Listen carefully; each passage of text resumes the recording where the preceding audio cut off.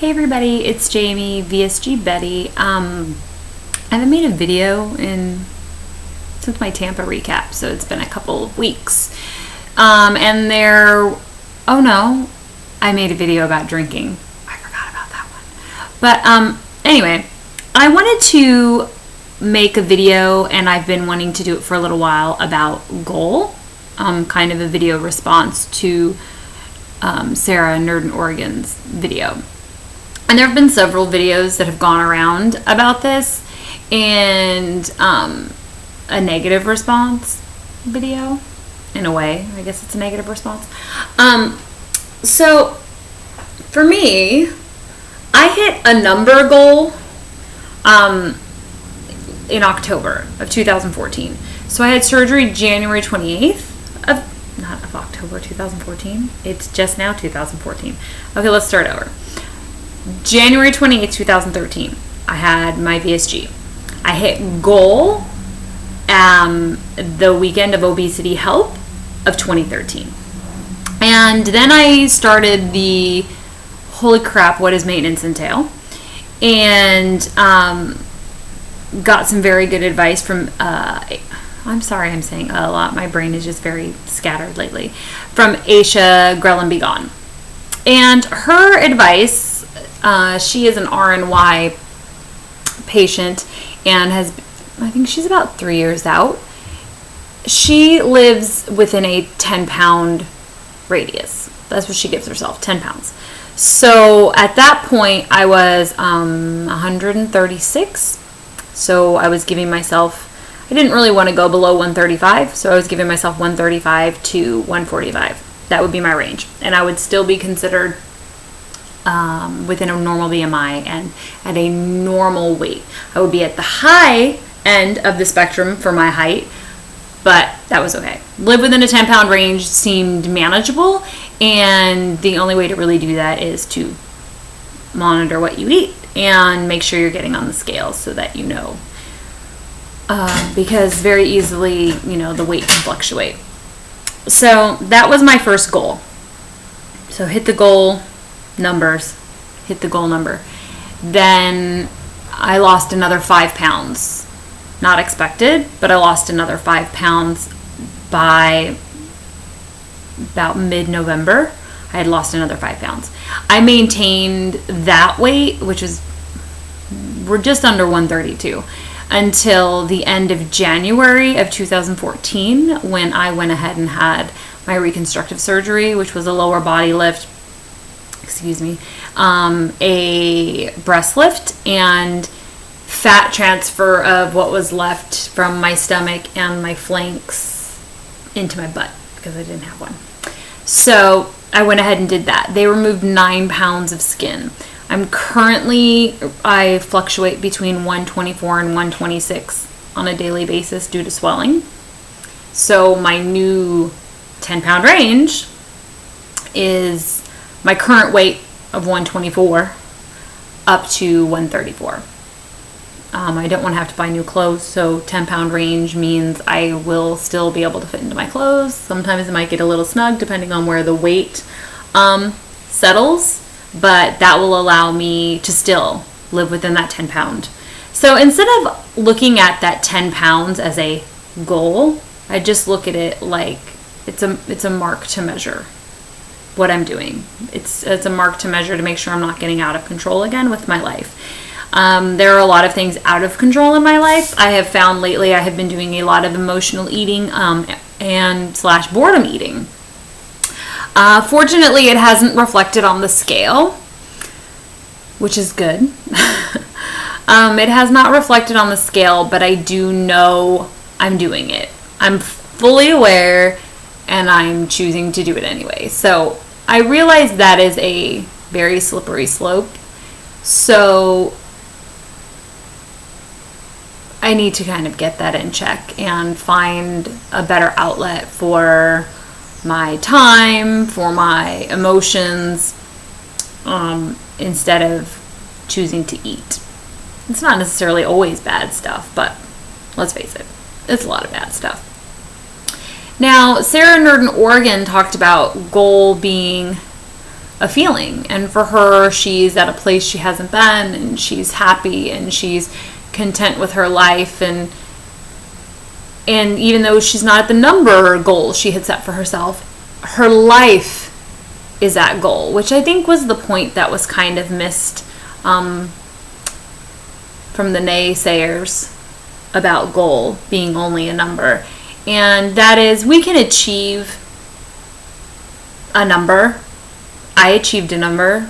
I achieved 136 pounds. My first goal was actually only to hit 144, so I would no longer be considered overweight. Bonus when I hit 136. And then I hit 131. And the lowest to date has been 124.2. So, with that said, the numbers fluctuate. I'm healthy. My doctor says a weight loss surgery patient is successful as long as they maintain a 50% weight loss, which means I could gain 55 pounds and still be considered a success in the weight loss surgery community, according to physicians. Now, that's not going to happen. That's not my goal. My goal is to do as Aisha suggested, which is live within a 10-pound range, which I think is really reasonable, because once you get past that 10 pounds, that's when it's hard to move back. So I am going to live there. Right now, my life is not at a life happiness goal as Sarah's is, which I think is wonderful. We kind of have the exact opposite. She had everything is, falling into place. She's got a job she loves. Her and Chris are going to be getting married, and he's moved up there, and everything's great on that front. And then I think their relationship will build and foster. And Chris Waffle is such a good VSGer, and I think he's about 3 years out as well. And I think that will help her then get to that number goal, because he's going to help her strive to get there. And she'll get there. It's just not going to be in the time frame that maybe somebody else dictates. It's going to be in her own time. And that's fine. I was home. My husband was deployed. It was me and my kids are busy. And it was very easy for me to be able to just purely lose the weight based on food restriction and lack of consumption, basically. It was very easy for me to hit that goal. And so, she's going to get there, and I know she is, and she's already a success. She's already lost enough weight to be a success. And people need to stop thinking that unless you look like me, unless you're a size 2 to 0, that you didn't lose enough weight, that you are not a success with your weight loss surgery because your goals are not in priority, they're not in line. Well, in line with who? They're in line with what your doctor says. Your doctor doesn't say how long you have to lose the weight. Your doctor only says you're going to lose 70 to 80%, which means 70 to 80 pounds for every 100 pounds you're overweight. So think about it, people. Goal is not just a number. Having a goal is nice, and it keeps you motivated because you have a goal. My goals as far as weight loss are done. Now I have to work on personal goals. My next goal is I think I would like to become a makeup artist.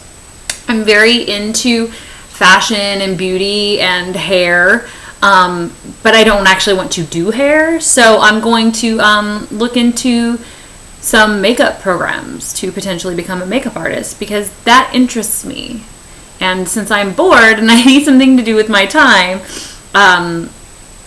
it seems like a natural fit for someone as myself who would love to go work at the MAC makeup counter and be able to talk to people and doll people up, including myself, and do, makeup for photo shoots and things like that.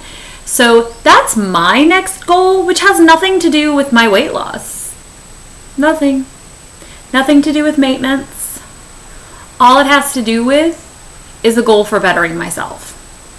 And to the naysayers, it doesn't matter what your goal is. It doesn't matter what you get when you get there, or when you stop. That's between you and your doctor, and if you have a spouse, usually they're involved, with helping you reach those things and strive for those new places. So I will say congratulations to Chris and Sarah, who are going to be getting married in the near future. Exciting. We're very excited for you.